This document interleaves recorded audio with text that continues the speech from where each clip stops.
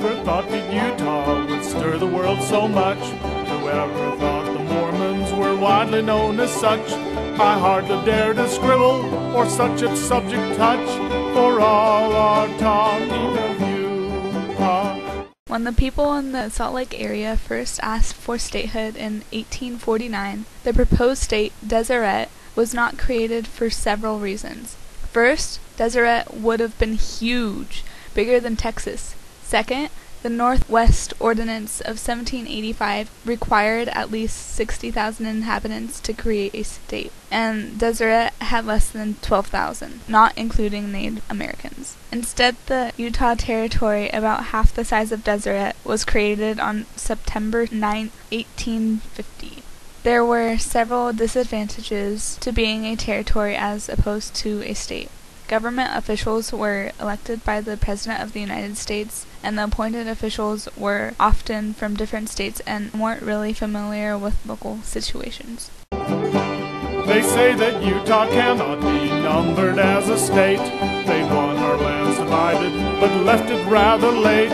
It's hard to tell of Mormons what's yet to be our fate, for all are talking of Utah. Hurrah, hurrah, we Mormons have a name. Hurrah.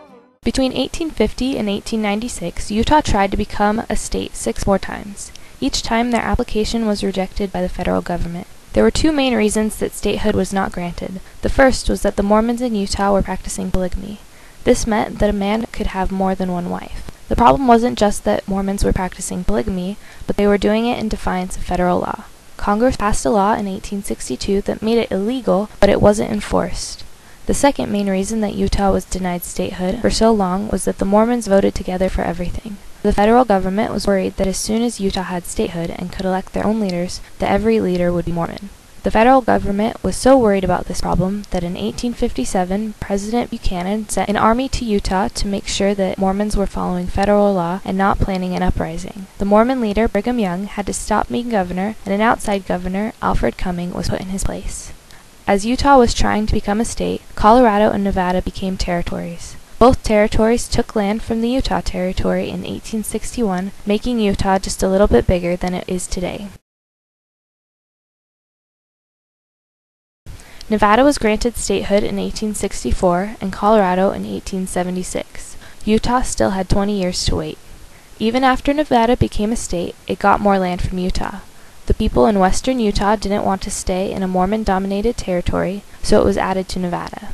In 1850, there were only 11,000 people in Utah. In 1860, there were 40,000.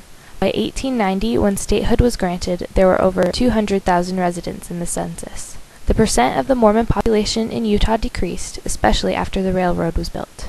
Utah was finally granted statehood on January 4, 1896.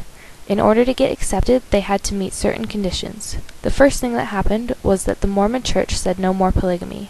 The other thing that happened was that Mormons divided into 2 political parties. The church would not control the elections. Utah also argued that statehood would be good for the railroad. Even after everything else was worked out, Congress made Utah wait 2 more years until after the congressional elections in 1895 to become a state.